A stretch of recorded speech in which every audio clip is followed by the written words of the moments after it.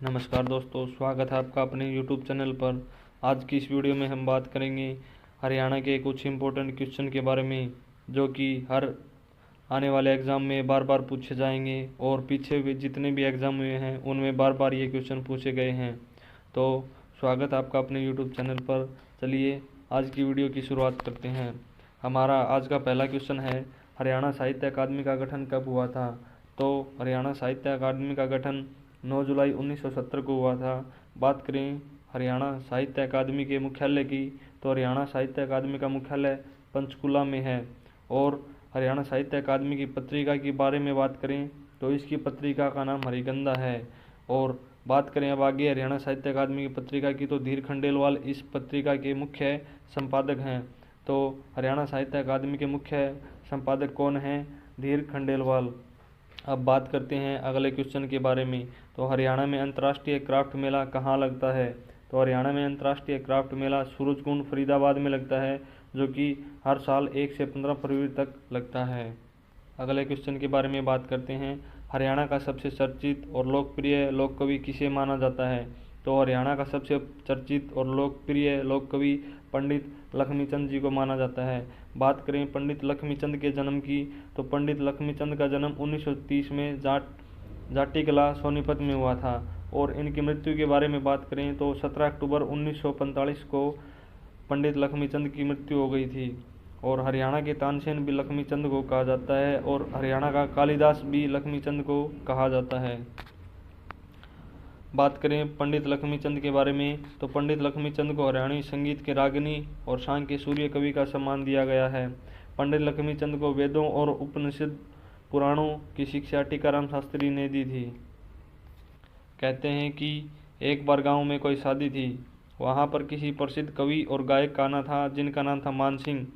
तो वहां पर पंडित लक्ष्मीचंद चले गए थे, और मानसिंह से प्रभावित होकर पंडित लक्ष्मीचंद ने उनके सारे भजन सुने और उन्होंने मानसिंह को अपना गुरु बना लिया, जिसके बाद वे उनसे औपचारिक रूप से शिक्षा लेते रहे।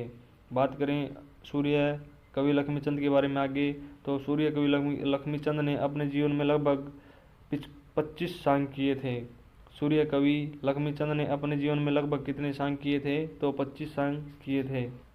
बात करें अगले क्वेश्चन की, तो हरियाणा में सुल्तानपुर नेशनल पार्क किस जिले में है? तो सुल्तानपुर नेशनल पार्क गुरुग्राम जिले में है। आगे सुल्तानपुर नेशनल पार्क के बारे में बात करें तो वर्ष 1971 में पंजाब वन्य जीव संरक्षण अधिनियम यानी कि Punjab wild life preservation act 1959 की धारा 8 के तहत अभयारण्य को दर्जा दिया गया। मतलब 1971 में अभयारण्य इसे सुल्तानपुर नेशनल पार्क को अभयारण्य का दर्जा दिया गया था। बात करते हैं आगे, जुलाई 1991 में वन्यजीव संरक्षण अधिनियम के तहत इसे राष्ट्रीय उद्यान का दर्जा दिया गया था। बात करें आगे, हरियाणा में 8 वन्यजीव अभयारण्य हैं, यानी कि वाइल्ड लाइफ सेंचुरी हरियाणा में कितनी है? तो लगभग 8 वन्यजीव अभयारण्य हैं। 2 वन्यजीव संरक्षण क्षेत्र यानी कि वाइल्ड लाइफ कंजर्वेशन एरिया हैं। 4 पशु और पक्षी प्रजनन केंद्र हैं, यानी कि animal and bird breeding centre हैं। एक हिरण पार्क है हरियाणा में, और 50 हर्बल पार्क है, जिनका प्रबंध हरियाणा सरकार के वन विभाग द्वारा किया जाता है। और हरियाणा राज्य में 2 राष्ट्रीय उद्यान यानी कि नेशनल पार्क हैं। तो हरियाणा में कितने नेशनल पार्क हैं? 2। हरियाणा में कलेसर राष्ट्रीय उद्यान किस जिले में है? तो कलेसर नेशनल पार्क हरियाणा के यमुनानगर जिले में है। और बात करें कलेसर राष्ट्रीय उद्यान की, तो इसकी सीमा 3 राज्यों से लगती है, जिसमें हिमाचल प्रदेश, उत्तरांचल और उत्तर प्रदेश शामिल हैं। और 8 दिसंबर 2003 को पार्क का क्षेत्र 11,570 एकड़ होने के कारण इसे राष्ट्रीय उद्यान घोषित किया गया था। हरियाणा में मगरमच्छ प्रजनन केंद्र कहाँ स्थित है? तो बौरसैदा कुरुक्षेत्र में मगरमच्छ प्रजनन केंद्र स्थित है। हरियाणा में गिद्ध संरक्षण एवं प्रजनन केंद्र कहाँ स्थित है? तो हरियाणा में गिद्ध संरक्षण एवं प्रजनन केंद्र पिंजौर पंचकुला में स्थित है। हरियाणा के पिंजौर में स्थित यादविंद्र गार्डन के डिजाइनर कौन थे? तो नवाब फिदई खान थे। इतिहास के अनुसार मुगल सम्राट औरंगजेब और उनके चचेरे भाई नवाब फिदई खान ने मिलकर बगीचे के लिए एक डिजाइन बनाया था। नवाब फिदई खान उस दौरान राज्यपाल के रूप में भी कार्य कर रहे थे।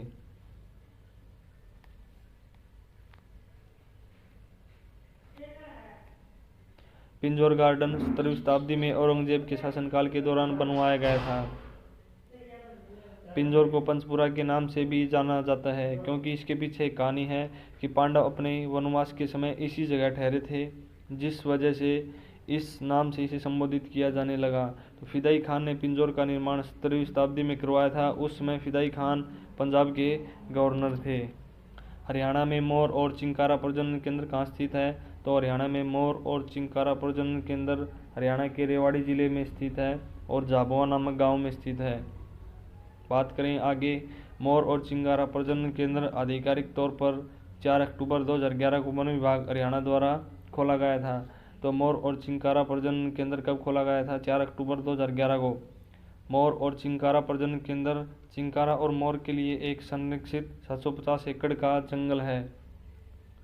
बात करें आगे, फीसेंट प्रजनन केंद्र यानी कि फीसेंट मानी तितर होता है, यह प्रजनन केंद्र कहाँ स्थित है? तो यह मोरनी पंचकुला जिले में स्थित है, जिसकी स्थापना 1992-93 में की गई थी। बात करें मगरमच्छ प्रजनन केंद्र की, तो यह भौर सेदा कुरुक्षेत्र में स्थित है और इसकी स्थापना 1981-82 में की गई थी।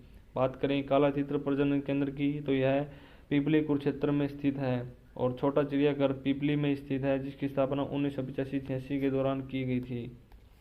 अगले क्वेश्चन की बात करते हैं, हरियाणा में इंडियन नेशनल डिफेंस यूनिवर्सिटी कहाँ बन रही है? तो वह बिनोला गुरुग्राम में बन रही है। अगला क्वेश्चन देखिए, हरियाणा केंद्रीय विश्वविद्यालय कहाँ स्थित है? तो जाटपाली महेंद्रगढ़ में हरियाणा केंद्रीय विश्वविद्यालय स्थित है। आगे देखिए हरियाणा किन अक्षांशों के बीच स्थित है? तो हरियाणा 27.39 मिनट से 30.55 मिनट उत्तरी अक्षांश के बीच में स्थित है। अगला क्वेश्चन, हरियाणा किन देशांतरों के बीच स्थित है? तो हरियाणा 74.28 मिनट से 77.36 मिनट पूर्वी देशांतर के मध्य स्थित है। तो हमारा क्वेश्चन इससे क्या बनेगा कि हरियाणा किन अक्षांशों के बीच स्थित है? तो 27.39 मिनट से लेकर 30.55 मिनट उत्तरी अक्षांश के बीच स्थित है। और बात करें कि यह किन देशांतरों के बीच स्थित है? तो हरियाणा 74.28 मिनट से 77.36 पूर्वी देशांतर के मध्य स्थित है। बात करें अगले क्वेश्चन के बारे में, तो कौन सी नदी हरियाणा की पूर्वी सीमा निर्धारित करके उत्तर प्रदेश से अलग करती है? यानी कि हरियाणा को उत्तर प्रदेश से अलग करती है, वो कौन सी नदी है? वो है यमुना नदी। बात करते हैं यमुना नदी के इम्पोर्टेंट फैक्ट्स के बारे में, तो यह गंगा नदी की सबसे बड़ी सहायक नदी है। गंगा नदी की सबसे बड़ी सहायक नदी कौन सी है? यमुना। टोस नदी यमुना नदी की सबसे बड़ी सहायक नदी है। टोस नदी किसकी सहायक नदी है? यमुना की। और यमुना किसकी सबसे बड़ी सहायक नदी है? गंगा की। बात करें आगे, टोंस नदी, बैतवा नदी, चंबल नदी, कैन नदी और सिंध नदी यमुना नदी की प्रमुख सहायक नदियां हैं। तो यमुना नदी की प्रमुख सहायक नदियां कौन सी हैं? टोंस नदी, बैतवा नदी, चंबल नदी, कैन नदी, सिंध नदी, जो यमुनोत्री नामक जगह से निकलती है और प्रयाग यानी कि प्रयागराज में जाकर गंगा नदी में मिल जाती है। तो यमुना नदी कहाँ से निकलती है? यमुनोत्री नामक जगह से और प्रयागराज में जाकर गंगा नदी में मिल जाती है। यमुना नदी को जमुना के नाम से भी जाना जाता है और यमुना जिसे यमुनोत्री भी कहा जाता है, यमुना को यमुनोत्री भी कहा जाता है। बात करें अगले क्वेश्चन के बारे में, तो वह कौन सा प्रदेश है जिसके सभी पर्यटन स्थलों के नाम पक्षियों के नाम पर रखे गए हैं? तो हरियाणा के जितने भी पर्यटन स्थल हैं उनके नाम पक्षियों के नाम पर रखे गए हैं। बात करें अगले प्रश्न की, तो हरियाणा की 2011 की जनगणना के अनुसार जनसंख्या कितनी थी? तो हरियाणा की 2011 की जनगणना के अनुसार हरियाणा की जनसंख्या 2,53,51,462 थी। अब बात करते हैं आगे कुछ इंपॉर्टेंट फैक्ट्स के बारे में। 2011 की जनगणना के अनुसार हरियाणा में लिंग अनुपात कितना था? तो 879 लिंग अनुपात था। बात करें आगे, सन 2011 की जनगणना के अनुसार हरियाणा का जनसंख्या घनत्व कितना था? तो 573 व्यक्ति प्रति वर्ग किलोमीटर 2011 की जनगणना के अनुसार हरियाणा का जनसंख्या घनत्व था। सन 2011 की जनगणना के अनुसार राज्य में महिलाओं का प्रति 1000 पुरुष पर अनुपात सबसे कम था, यानी कि 2011 में देखा गया तो हरियाणा में सबसे कम लिंग अनुपात था, वो लगभग 879 था। अंग्रेजों ने हरियाणा को पंजाब में कब मिलाया था? तो सन 1858 में अंग्रेजों ने हरियाणा को पंजाब में मिला दिया था। वर्तमान हरियाणा राज्य में आने वाला क्षेत्र 1803 में ब्रिटिश ईस्ट इंडिया कंपनी को सौंप दिया गया था, यानी कि हरियाणा राज्य को 1803 में ब्रिटिश ईस्ट इंडिया कंपनी को सौंप दिया गया था। बात करते हैं अगले क्वेश्चन के बारे में। तो पंजाब हरियाणा का सीमांकन किस आयोग ने किया था? तो पंजाब हरियाणा सीमांकन का आयोग किसने किया था? जेसी शाह आयोग ने। बात करते हैं अगले क्वेश्चन के बारे में। तो यह रजिया बेगम का कत्ल कहाँ हुआ था? तो रजिया बेगम का कत्ल कैथल में हुआ था सन 1240 में। और रजिया बेगम पहली मुस्लिम महिला शासिका थी जिसे रजिया सुल्ताना और उर्फ रजिया बेगम भी कहा जाता था। तो पहली मुस्लिम महिला बादशाह बनने का श्रेय किसको है? रजिया बेगम को। बात करते हैं रजिया बेगम के बारे में आगे। रजिया बेगम दिल्ली की बादशाह बनी जो मर्दाने कपड़ों में शासन का कार्य करती थी। रजिया अपने पिता से किया हुआ वादा पूरा करने के लिए रजिया ने अल्तुनिया से शादी की थी। तो अल्तुनिया किसका पति था? रजिया सुल्तान का। आगे बात करते हैं। रजिया सुल्तान ने अपने जीवन में केवल 4 वर्ष तक ही शासन किया था। उसने अपने पिता की मृत्यु के बाद 1236 से गद्दी संभाली और 1240 तक शासन किया। तो हमसे प्रश्न पूछा जाए कि रजिया सुल्तान का शासन कब से कब तक था? तो 1236 से 1240 तक रजिया सुल्तान का शासन था। रजिया बेगम का कत्ल 1240 ईस्वी में हुआ था। बात करेंगे अगले क्वेश्चन के बारे में। तो पानीपत का पहला युद्ध कब हुआ था? तो पानीपत का पहला युद्ध कब हुआ था? तो पानीपत का पहला युद्ध 21 अप्रैल 1526 को हुआ था। तो पानीपत के प्रथम युद्ध में बाबर खां एवं इब्राहिम लोदी के बीच युद्ध हुआ था जिसमें बाबर की विजय हुई थी। और पानीपत का द्वितीय युद्ध 5 नवंबर 1556 को हुआ था जिसमें बैरम खां था और हेमू था। बैरम खां अकबर का सेनापति था और हेमू शेरशाह सूरी का सेनापति था। तो 5 नवंबर 1556 को पानीपत का द्वितीय युद्ध हुआ। बात करें पानीपत का तृतीय युद्ध। तो 14 जनवरी 1761 को पानीपत का तृतीय युद्ध हुआ था और इसमें मराठा एवं अहमद शाह अब्दालियों के बीच पानीपत का तृतीय युद्ध हुआ था जिसमें अहमद शाह अब्दालियों की जीत हुई थी। आशा करते हैं कि वीडियो आपको पसंद आई होगी। वीडियो को लाइक, शेयर एंड कमेंट जरूर करें।